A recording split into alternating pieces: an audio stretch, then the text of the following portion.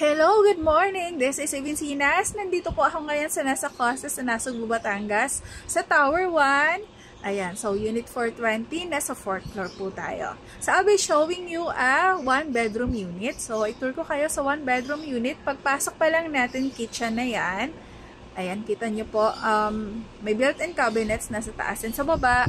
Granite countertop. So, ano po ha, medyo marumi pa po kasi ongoing pa po ito and ipapolish pa po siya.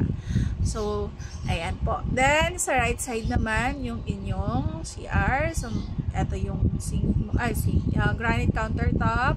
May glass. Ayan. And with enclosed shower. Then, small cabinet. Then, dun yung provision po ng washing machine. So, labas na tayo. Let's go to the bedroom. So, malaki po itong iyong bedroom.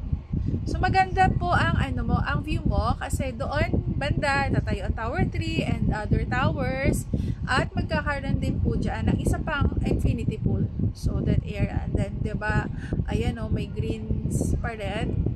May mountain view. So, ayan namang tower na yan na nakikita nyo ay Tower 2 po yan. Then, dyan sa gitna na yan, sa baba, park po yan. Park, gagawin po siyang park. So, maganda po ang iyong view. So, labas naman po tayo sa may balcony. Yan, para makita nyo kung anong view ang meron kayo sa may balcony nyo. So, ayan. Nako, hindi niya napupuksan kaagad.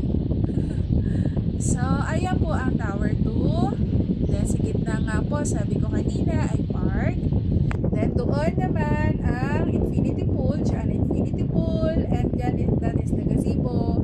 May mountain range view rin po kayo. And may silip ng dagat. So, ang ganda po ng location nyo. Nasa malapit kayo sa amenities. Park.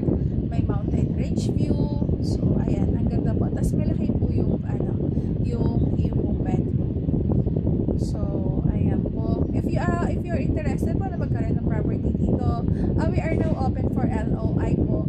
Ayan, so message lang po kayo. This is Lady Sinas po from Santa Lucia Global Marketing Incorporated. Thank you!